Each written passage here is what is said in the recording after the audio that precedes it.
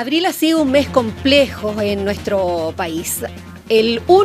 Dos terremotos afectaron a Arica e Iquique, obligando al gobierno a disponer de recursos especiales para afrontar la contingencia. Escenario que se repitió el sábado con el incendio que afecta desde entonces a Valparaíso. Vamos a analizar ambas tragedias, conversar también sobre otros temas, la reforma tributaria, la presentación de la demanda boliviana ya en La Haya. Estamos en el estudio del Diario de Cooperativa con la presidenta Michelle Bachelet. ¿Cómo está, presidenta? Muchas gracias por venir. Buenos días. Buenos días, Verónica. Buenos días, Sergio. ¿Qué tal, presidenta? Buenos días. Cuando nos saludamos aquí en forma interna, me preguntó usted cómo estaba y yo le dije pensando en usted. Y no era una formalidad. Tiene que ver cómo una persona que tiene una responsabilidad tan grande, única, presidente de la República, puede llegar a dormir incluso pensando en estas tragedias grandes que hemos tenido en el norte de Chile y ahora en Valparaíso. Bueno, la verdad que duerme poco uno porque está pensando en cómo acelerar la ayuda, cómo ir a apoyar a las personas, ¿no es verdad?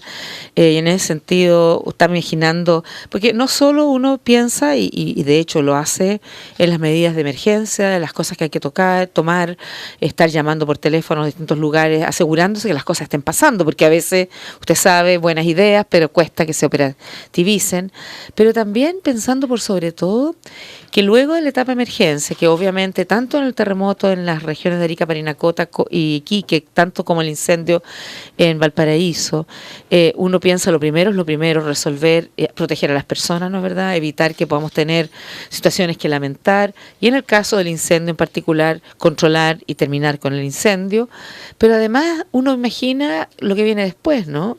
Dice, bueno, después tiene que haber un periodo de relocalización de las personas que lo perdieron todo, casi todo.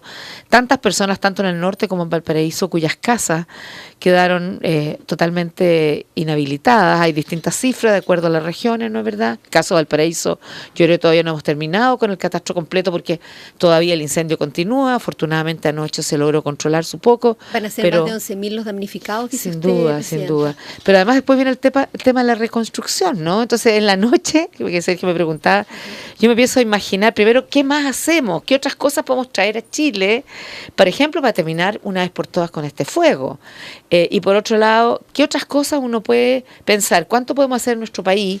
¿Y cuánto a lo mejor podemos pedir a los amigos de afuera para pensar en cómo reconstruimos, apoyamos la reconstrucción no solo de las casas, sino que las vidas de la gente? Tal vez una de las cosas más dramáticas con respecto al incendio es que se pierde todo. O sea, no queda ni una foto, ¿no? Se pierde la historia. Se pierde la historia. No solo la ropa, los enseres, todo. Creo que caminar por esos cerros y mirar efectivamente nada, que queda nada. O sea, uno de los fallecidos, un señor que fue a ver el lugar y le dio un infarto. Fue tal la impresión que le dio un infarto, ¿no? Fue tal el dolor. Entonces, la verdad es que nosotros estamos pensando en todas las dimensiones, en la cosa material, práctica, pero también pensar en cómo acompañamos a todas estas familias, tanto en el norte como acá, en la región de Valparaíso, porque yo creo que es muy fuerte humanamente. Hoy día hay pena, mañana puede eso agravarse, y por eso estamos imaginando... El invierno está a la vuelta de la esquina. Está el invierno a la vuelta de la esquina en una región, por ejemplo, donde, si pensamos acá en Valparaíso muchas veces, y es un problema que estamos viendo hoy día, que hay muchos vertederos irregulares. La gente tira en las quebradas las cosas que no usó, y por lo tanto también la necesidad de limpieza de estas cuencas, la limpieza, la operación invierno que se llama, porque después pueden venir, no sé, las lluvias, puede haber aluviones, ¿no es verdad? Si es que esas cuencas, esas quebradas están llenas de desechos que no deben estar ahí. Entonces, todavía hay mucho que trabajar para apoyar a la familia y también para trabajar apoyando al municipio para que otros tipos de situaciones no se agraven. ¿Habrá delegado presidencial para la zona, presidenta? Sí, ¿Como en el yo norte? voy en un par de días más a nominar a un delegado presidencial en cada una de las 3 regiones, ¿no? Porque es distinto Arica, Parinacota que Iquique y que Valparaíso. Probablemente mañana o el jueves a más tardar ya voy a estar dando los nombres de los 3, porque quiero entregar los 3 nombres al mismo tiempo. que van a conformar equipos. ¿Por qué? Porque hoy día están trabajando el gobierno central con el gobierno regional y con los municipios, y están las Fuerzas Armadas y todo. Pero sabemos cómo es la vida. Luego empiezan a surgir otros temas, empiezan a haber otras temáticas de otras zonas de la región, ¿no verdad?, de las respectivas regiones. Y no queremos que se pierda el empuje, la fuerza y que nadie deje, digamos, de lado a la situación de las personas. Porque de hecho ya conversábamos con una dirigente de una unión vecinal en Valparaíso que nos decía que uno de los problemas que tienen ahora ya es la falta de coordinación que ellos, los damnificados, ven entre la municipalidad y el gobierno regional. O sea, la verdad es que yo no sé si es falta de coordinación, porque el alcalde ha estado sentado en las reuniones, yo estuve ahí, él estuvo ahí en la reunión que yo participé, está permanentemente en contacto. Lo que sucede son varias cosas distintas. Por un lado, efectivamente, una cosa es la coordinación en una reunión y otra cosa es la vida práctica, ¿no es verdad?, que las cosas se operacionalicen. Y es necesario que sigan coordinados, están trabajando, también están yendo los ministros, los equipos de los ministerios para apoyar al gobierno regional, a la seremía y al municipio. Se han traspasado recursos al municipio, se están contratando empresas que puedan... hoy día la gente está haciendo hemos comprado cualquier cantidad de palas, de herramientas para apoyar los esfuerzos que las propias personas están haciendo en sus sitios, ¿no es verdad?, para limpiar, para sacar los escombros, pero igualmente nosotros vamos a contratar una empresa especialista, porque muchos de estos escombros requieren un trabajo de especialización, requieren ser llevados rellenos sanitarios para que no tengamos los quebradas llenas de escombros y de basura, ¿no es verdad?, generar basurales.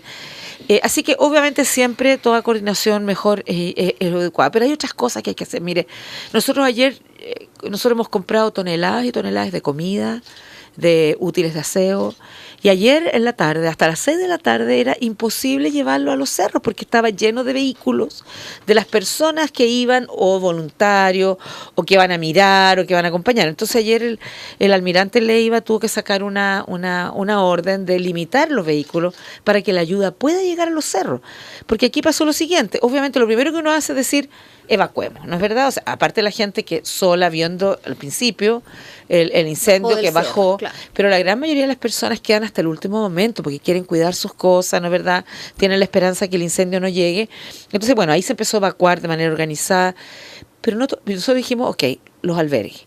Pero cuando yo fui el domingo, que llegué a las 9 de la mañana, había 650 albergados.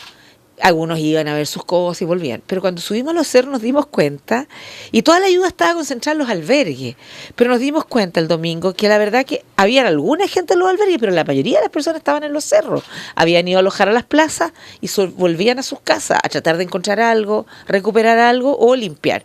Y por lo tanto, desde del domingo empezamos a decir, aquí hay que cambiar la forma de apoyo. Siempre en los albergues, sin duda.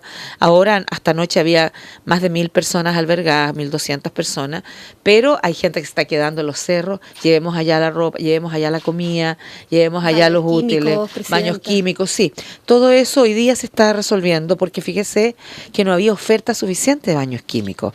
Claro, estamos acostumbrados a cosas chiquititas, pero cuando es de una tragedia de la dimensión que estamos viviendo, fíjese que las casas de emergencia se mandan a hacer, no es que tengan un stock gigantesco, entonces están llegando casas de emergencia, pero eso ya es una situación más compleja porque usted tiene los cerros, ¿no? La gente quiere probablemente su propia casa en el lugar donde vivía, pero ahí hay que limpiar porque son terrenos que hay que remediar, que hay que sanear. Entonces estamos haciendo todo, pero obviamente lo que nos importa hoy día es que esté llegando a los cerros, no solo a los albergues, porque mucha gente está en los cerros tratando de cuidar sus pertenencias. Bueno, estamos frente a un cuadro donde se han adoptado una serie de medidas, seguramente se requieren otras en los próximos días, pero al mismo tiempo hay que pensar de cómo va a ser el futuro, porque aquí vemos un Valparaíso pobre que está tremendamente afectado y el otro Valparaíso no ha recibido los efectos.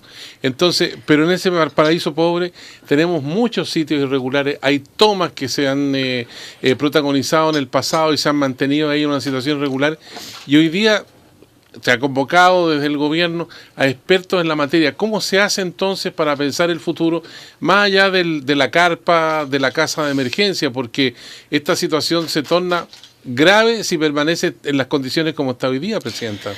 A ver, nosotros creemos que esto es una tremenda tragedia, pero si me permite usar la palabra y que nadie se ofenda por eso, también una tremenda oportunidad para hacer las cosas bien, ¿no?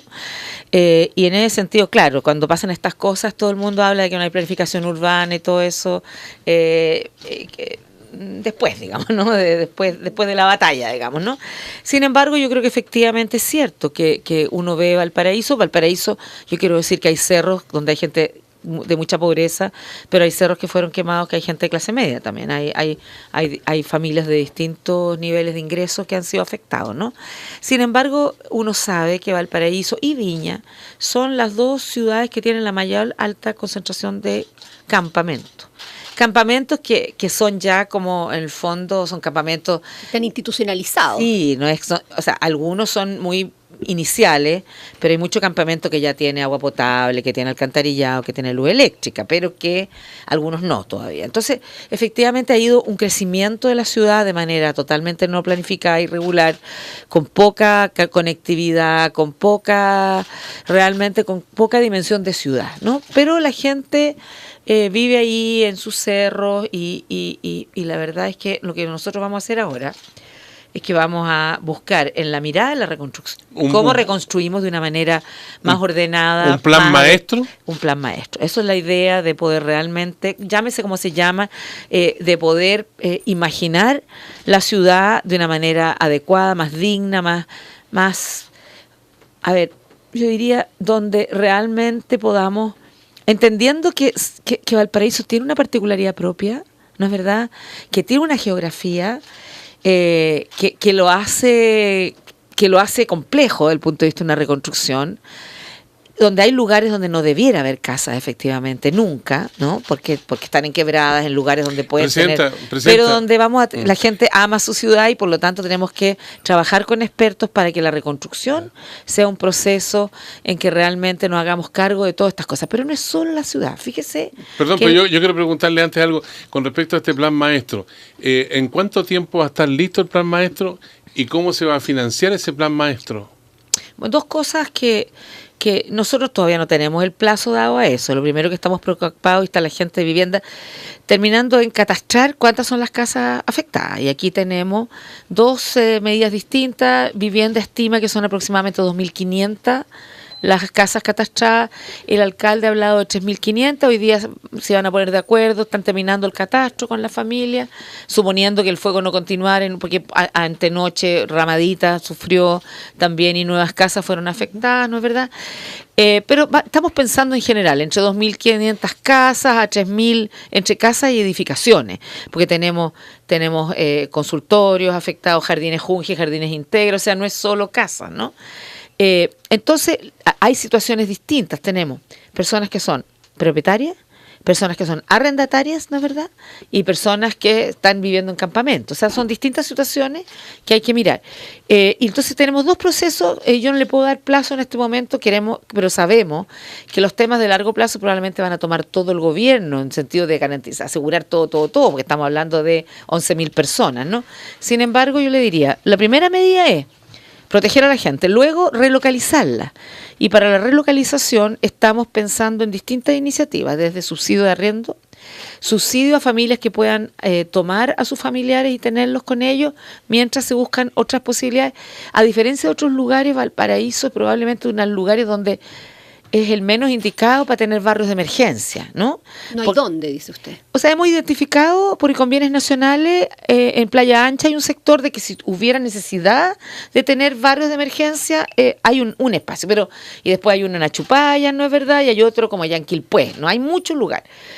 Segundo, tenemos pensado también arrendar, como hicimos en Chaitén, arrendar hostales, arrendar distintas cosas, hay cabañas de turismo, hay lugares de veraneo del sector público. Si estamos buscando, lo único que queremos es que no haya especulación, porque claro, hay gente que en estas cosas se aprovecha. Estamos buscando todas las alternativas para esas familias que quedaron sin nada. Eso es como lo inmediato, para que pasen este invierno. Claro, para que pasen el tiempo mayor. Y de ahí tenemos algunos proyectos habitacionales que estaban siendo construidos, ¿no es verdad? Que pueden resolver el tema de algunas familias, que eran viviendas sociales que estaban en proceso de construcción. Y luego, al mismo tiempo, Sergio, vamos a partir con este plan maestro pero yo no le puedo dar un plazo hoy día porque están partiendo, trabajando en ello, y por lo tanto yo no quisiera dar un plazo que luego yo no pueda asegurarle que se va a cumplir. Pero obviamente terminarlo en la brevedad y empezar a trabajar lo antes posible en él. Presidenta, el regreso de los niños a clase, hay un número importante de ellos.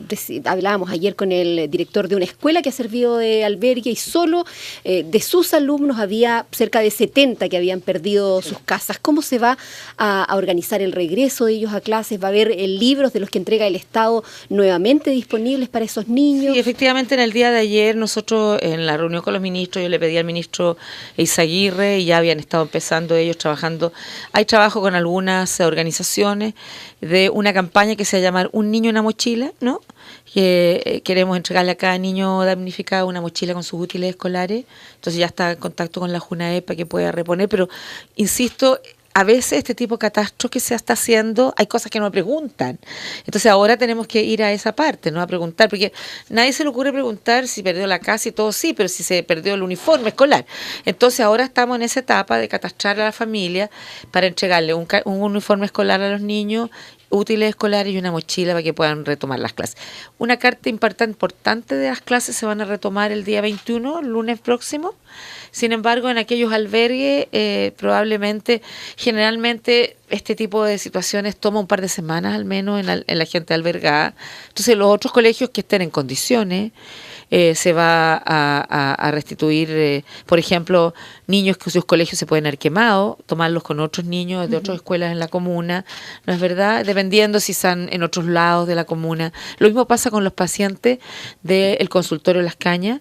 El consultorio se quemó íntegro, pero por suerte tenía ficha electrónica y esa ficha tenía respaldo, entonces no perdimos los datos de pacientes y hay otros 2 consultorios, Mera y otros, que están atendiendo a estos pacientes. ¿Atención psicológica, Presidenta, sin duda, para los damnificados? En el albergue se está dando apoyo social, psicológico. También está en el Hospital El Salvador, que se llama, que es un hospital psiquiátrico que está allá. Se está abriendo atención a las personas afectadas y damnificadas. Pero también el día de ayer yo convoqué a las distintas confesiones religiosas, a las iglesias, y le he solicitado que también acompañen a las personas porque necesita apoyo psicológico, pero también la fe es algo importante en estos momentos. Presidenta, quizás para concluir esta parte, porque tenemos otras preguntas también en esta conversación con usted aquí en el Diario de Cooperativa. Hay una información que ha estado circulando en el sentido de que en agosto del año pasado ya el gobierno del presidente Piñera tenía informes técnicos que daban cuenta del alto riesgo que tenía Valparaíso frente a los incendios forestales. Yo voy a preguntarle si eso es efectivo y si ustedes recibieron el traspaso de esa información de parte del gobierno del presidente Piñera. No, yo no recibí ningún traspaso de información en ese sentido. Lo único que obviamente uno podía constatar que ha habido varios incendios en la historia y alrededor. Y yo creo que esto es súper importante porque no basta con un plan maestro, no es solo un problema de urbanismo, así como uno diseña la ciudad. Fíjese que la gran mayoría de los incendios parten en la zona forestal, que son zonas de propiedad privada. Y los privados, fíjese que no tienen ninguna obligación ni de desmalezar, legal, digamos, ni de hacer cortafuegos. Entonces saltan a la ciudad y queman. Vimos el año pasado Rodelillo y Placeres, unos años atrás La Cruz, es decir, ha habido una cantidad de incendios en que a veces afortunadamente ha sido menos casas, pero igual. Entonces yo honestamente creo, y eso es una de las tareas que le he dado a la gente a nuestro gobierno, es que nosotros tenemos que hacer algo más. No basta con reponer casas, apoyar a la familia. Tenemos que hacer algo más sustantivo que, por decirlo así, tener una especie de radio de protección que permita, o sea, aquí hay que responsabilizarse todos, los privados también, ¿no? No puede ser que tanta gente sufra por algo que puede haber sido casual. Se está haciendo una investigación para identificar por qué se generó este incendio, no, las causas no están claras, yo no me voy a pronunciar al respecto, pero no podemos vivir respondiendo a situaciones que se producen por o ausencia de responsabilidad de otro. Y por lo tanto, yo no sé si hay que expropiar, vamos a mirar cuáles son las soluciones más de fondo que permitan buscar cortafuegos, pero grandes, que realmente permitan que una ciudad, que tiene de lindo todo esto que estamos hablando, que es complejo, ¿no?, para la reconstrucción, los cerros, los bosques alrededor, etcétera, pero no podemos seguir teniendo a la gente de Valparaíso en esas condiciones. Presidenta, ¿alcanzan bien los recursos para la CONAF para enfrentar situaciones como esta? Se lo pregunto porque Eduardo Vial, el exdirector de la CONAF, decía que la institución tenía un presupuesto de 16.000 millones de pesos anuales para combatir incendios y eso parece insuficiente cuando se enfrentan catástrofes como la de hoy en Valparaíso.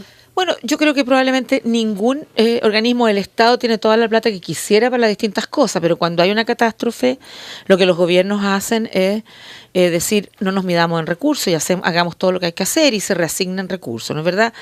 Cada gobierno yo creo que ha comprado nuevos helicópteros, nuevos aviones, siempre se necesitan más, evidentemente. En este caso, por ejemplo, tenemos hoy día 21 aeronaves entre helicóptero y nave y llegaron ayer en la tarde, gracias al apoyo del gobierno de Argentina, 6 nuevas aeronaves que son especialistas y anoche llegaron 35 brigadistas argentinos que parten todos ellos trabajando ahora, todavía no han partido porque no sé si es vaguada costera lo que hay, está nublado y por lo tanto no pueden partir, pero hasta el día de ayer tenían bastante controlado y hoy día y mañana van a trabajar.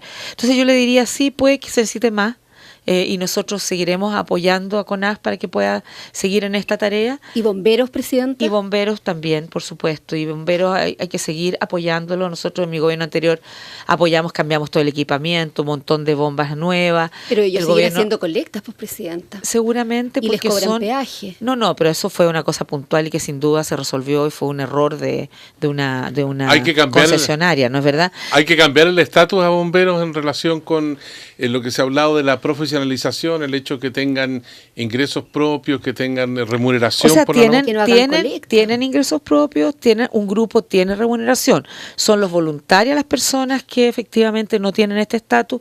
Ha habido avance en nuestro país, ha habido nuevas leyes, antes estaba en una situación mucho más desmedrada, pero por supuesto creo que bomberos tiene que seguir apoyándose para que puedan tener, pues yo quiero decir más allá de cualquier cosa, yo les saco el sombrero a los bomberos, a los brigadistas, a los voluntarios. La verdad que no solo en esta situación, pero también en estas situaciones he estado trabajando sin parar y han venido no solo de Santiago, han venido de la cuarta región, de la región metropolitana y de la sexta a ayudar. Pero sí tienen que trabajar con los de la quinta, porque qué distinto ser bombero en un plano que ser bombero en cerro, hay que tener, y con quebra, hay que tener una especialización mayor. Y sin duda, Bomberos va a contar con todo nuestro apoyo. Yo me voy a juntar así me junté y lo visité como candidata, pero me voy a juntar como presidenta para mirar cuáles son otras necesidades de sus cuarteles y del equipamiento. Hablamos del plan maestro para Valparaíso. ¿Cuál es el plan maestro para Iquique, por ejemplo, Arica, Parinacota, sobre todo en Alto Hospicio, donde la pobreza es un flagelo que está latente en medio de la tragedia, presidente? Bueno, efectivamente yo he señalado que hay muchos casos en Arica y en Iquique que si uno usa la terminología médica son problemas crónicos reagudizados por un terremoto. Estamos hablando de lugares donde hay pobreza, donde no ha habido un desarrollo adecuado. En el caso de Alto Hospicio, en Alto Hospicio tenemos un problema adicional que yo he conversado con varios arquitectos y que el Ministerio de Vivienda está mirando con mucho cuidado, es que cualquier plan maestro en Alto Hospicio tiene que considerar que hay un terreno salino que hace muy difícil la sustentabilidad de cualquier tipo de proyecto inmobiliario. Fíjese que, ¿por qué digo crónico reagudizado? Porque yo siendo candidata, estuve 2 veces en Alto Hospicio conversando con las personas, me hablaban del tema de los socavones. Había, sin terremoto, digamos, el terreno salino es tan malo que empiezan a generarse socavones digamos, bajo los edificios, que hacía bastante riesgoso esto. Entonces, esto hace de gran complejidad la reconstrucción en Alto Hospicio, porque el terreno es de mala calidad, muchas de las casas eran de autoconstrucción. Entonces, cualquier proceso, es bueno que la gente autoconstruya, pero, por ejemplo, en Valparaíso vamos a hacer procesos de autoconstrucción, pero autoconstrucción asistida. Ya entramos en conversaciones con el Colegio de Arquitectos, también para el norte, con el Colegio de Arquitectos, para que si hay algún proyecto de autoconstrucción, porque la gente ya tiene una experiencia. Responda a las normas antisísmicas, por ejemplo. Sí, primero hay que remediar el suelo, ¿no? Está realmente tiene una estructura el suelo salina que hace que es muy dañino y muy complejo para reconstruir. Pero yo sé que más de 80.000 personas que viven en Alto Hospicio, si uno les dijera, mire, no es recomendable reconstruir acá, la verdad que dirían, no nos movemos de acá, es nuestra tierra, y por otro lado Iquique ya no hay donde crecer, es carísimo. Nosotros mirando la relocalización de la familia, o sea, mucha gente que trabaja en Iquique va a vivir a Alto Hospicio porque los arriendos son carísimos. En Iquique el arriendo más barato es 500.000 pesos, en Alto Hospicio 300.000 pesos, y tampoco hay muchos lugares donde arrendar. Entonces estamos trabajando también con el Colegio de Arquitectos, con estructuras especiales para mirar, con el municipio para mirar cómo desarrollamos este plan maestro de reconstrucción tanto en Alto Hospicio como en Arica. En Arica tenemos el tema de los polimetales, ¿no es verdad? Entonces, cada una de estas situaciones son situaciones particulares, y por eso que junto con continuar apoyando con comida, con todas las cosas que se ha apoyado en la zona del terremoto, a la hora de la reconstrucción, y para eso estamos trabajando con el gobierno regional y con los municipios, y por eso quiero nombrar un delegado de reconstrucción que realmente pueda coordinar todo este esfuerzo. Pero ya estamos en contacto con, te digo, el Colegio de Arquitectos para mirar cómo vemos estos tremendos desastres y tragedias como una oportunidad para hacer las cosas mejor. Presidenta Bachelet, hubo una polémica en los primeros días después del terremoto por la falta de sirenas que advirtieran la posibilidad de un tsunami ahí en Arica. Pero ¿usted reconoce algún avance en la seguridad ante emergencias en los 4 años en que usted estuvo fuera del gobierno? No, por supuesto. A ver, avances hay desde antes de mi gobierno y posterior después también. A mí me preguntaron por el tema de la sirena y yo contesté lo que me dijo la gente de la región, que incluso el director regional de la ONEMI es el de antes. O sea, aquí no hubo ni un ápice de sesgo político en lo que yo señalé, y no fue mi intención tampoco. Yo dije, sí, las sirenas no se priorizaron, no se compraron, ahora se van a comprar. Pero dije inmediato, pero más allá de que no hubiera habido sirena, acá estuvo Carabineros, la PDI, bomberos, y ahí me tocó vivirlo efectivamente en la noche que alojé allá, ¿no es verdad? Cierto. En todos lados, con los autos, con la sirena de los autos, con megáfono, de las maneras que fuera, diciendo evacuación, y la gente evacuó. ¿Se encontró usted con una situación distinta de la que hubo para el terremoto del 2010, presidenta Bachelet? No sé si distinta ya, porque hay un trabajo de muchos años en Arica, porque se ha hablado tanto tiempo del gran terremoto que va a venir en algún momento, donde ha habido tareas de prevención por mucho tiempo, vías de evacuación. Había una situación, lo que yo puedo decir, de una ciudadanía consciente, informada de lo que tenía que hacer, con claridad sobre las vías de evacuación, y obviamente que en el gobierno anterior eso tiene que haber sido un trabajo bien hecho. Ahí no hay ninguna discusión que yo pueda hacer. ¿Un CHOA funcionando distinto también? No, por cierto, un CHOA funcionando muy activo, muy coordinado.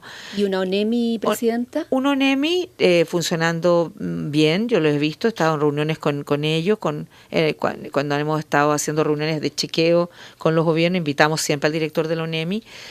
Sí, funcionando bien. Hay protocolos claritos, todo el mundo participa en los protocolos. Algunos venían de antes, estos protocolos, otros son nuevos.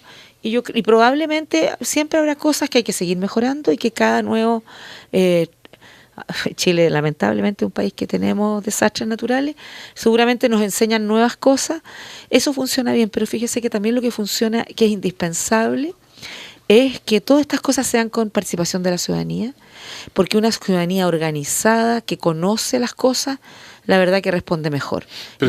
Nosotros lo vimos en el pasado incluso, las cosas más lamentables sucedieron cuando las personas no tenían información de lo que había que hacer en determinadas circunstancias. Y en Arica y en Iquique, pero yo lo vi sobre todo en Arica porque estuve ahí, me tocó el segunda evacuación, donde no me evacuaron, yo me evacué porque también soy consciente de lo que hay que hacer. La gente sabía, ya estaba organizada, iba con un bolsito, ¿no es verdad? Incluso uno lo ve ahora. La gente que se evacuó, no la primera noche en Valparaíso, ya la segunda, ya va con un bolsito, tiene sus cosas preparadas. Entonces, lamentablemente, somos un país que vamos aprendiendo de nuestras tragedias. O sea, bueno que aprendamos y ojalá pues no podemos prevenirlas, ¿no? Presidenta Bachelet, todas estas circunstancias que hemos comentado no estaban en su programa de gobierno. Sí lo está el hacer un cambio profundo a la educación en nuestro país y para eso una reforma tributaria. Y la reforma tributaria ya está en el Congreso y ha recibido presiones muy fuertes, la UDI con panfletos que se han ido renovando en el transcurso de los días, diciendo que esto representa una desventaja tremenda, que va a afectar el empleo, que va a afectar a las pequeñas y medianas empresas, pero también los empresarios, los grandes, ejercen su presión, manifiestan sus aprehensiones con el término del Fondo de Utilidad Tributaria, también crean inquietud con respecto a ciertos sectores que se verían más afectados que otros, como el caso, por ejemplo, de la producción pisquera, la industria vitivinícola. ¿Cómo responde usted frente a todas esas presiones que seguramente en Palacio de la Moneda se sienten fuertes? Ay, mire, lo primero que yo quiero decir, ¿qué es lo que busca yo no me quiero meter en el tecnicismo, ¿no? El 14 cuater y la base de venga, que generalmente la gente no entiende nada cuando se pone a hablar de eso. Yo tuve que estudiarlo como candidata, pero efectivamente, lo primero es decir, ¿para qué es lo que es la reforma? La reforma es necesaria. Es necesaria la reforma tributaria y ustedes saben que en mi primer gobierno no hice reforma tributaria porque consideré que con los recursos que teníamos podíamos asumir lo que era la reforma de la previsión. Pero ahora estoy convencida que se requiere una reforma tributaria porque el tipo de temas que tenemos por delante tiene un costo mayor que no da con el crecimiento natural de un país. Y por lo demás, entonces yo digo que es necesaria porque para eso es la reforma de educación. Es verdad, puede ser que algo salga un poquito más caro el día de mañana, a lo mejor un trago puede salir un poquito más caro, pero la educación va a ser gratis. Y yo creo que eso es algo importante para las familias. Y vamos y tampoco sale tanto más caro, pero digo, incluso aunque salga un poco más caro un trago, ¿no? ¿Verdad? Con una educación gratis, yo creo que es algo que las familias todos anhelan y desean. Pero lo más importante es que nosotros necesitamos la reforma, incluso sin terremoto y sin incendio, con esto incluso aún más, digamos, porque van a ser magnitudes de gasto que todavía no hemos terminado de dimensionar, ¿no? Pero lo vamos a hacer porque creemos que lo más importante es estar al lado de la gente, acompañarla y poder reponer su vida, ¿no? Pero necesitamos educación de calidad para todos, ¿no es verdad? Necesitamos mejorar la salud, que está en muy malas condiciones, y necesitamos, cuando tengamos más recursos, poder mejorar las pensiones, sobre todo las personas que tienen pensiones más bajas. Lo segundo es que es justa, porque nosotros no es solo un tema de recaudar dinero. La recaudación es un aspecto de la reforma, pero no puede ser que, en forma relativa, un jefe pague menos impuestos que su secretaria. ¿Ah? Eso está súper documentado en todos lados. Entonces queremos hacer más justicia tributaria, equidad tributaria. Entonces hay una serie de elementos que lo que buscan es que el que tiene más recursos pague más y no pague menos que el que tiene menos recursos. Presidenta, ¿se le puede asegurar a la clase media, quienes ganan entre 550.000 y 1,5 millones de pesos, que esta reforma tributaria les va a favorecer y no los va a perjudicar? A ver, mire, lo primero que yo quiero decir, porque aquí hay mucha fantasía con este tema, 80% de los chilenos no paga nada. El IVA sí. Gana menos de 550.000 pesos. Sí, es mucho menos que eso. Es mucho menos que eso. Pero el 80% de la gente, y toda esa gente no va a pagar nada más. El 95% de las empresas en Chile son pymes. Aquí los que se van a ver más afectados, digamos, que van a tener que pagar más, es el 1% de los chilenos, el resto no. Se dice los pequeños no, nosotros los pequeños no van a tener, empresarios no van a tener que pagar más, incluso van a pagar menos, porque hay una cantidad de beneficios que plantea la reforma que no les va a hacer pagar más. Entonces yo creo que hay mucha cosa distractiva en la discusión, ¿no? Lo esencial es que la gente que tiene más recursos va a pagar lo que corresponde.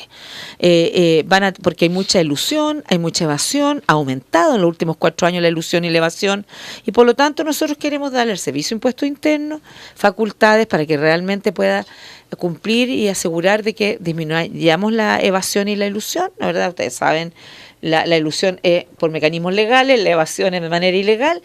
Entonces eso es lo que estamos buscando. Ahora bien, yo le he planteado al ministro de Hacienda que si hay temas atendibles que a lo mejor no se tomó en cuenta en su momento, que recibiendo distintos sectores que se han juntado con muchas personas en el Parlamento, apareciera que alguna de las medidas que estaban en el proyecto original, la verdad es que pudiera afectar de alguna manera a un sector u otro, ¿no es verdad?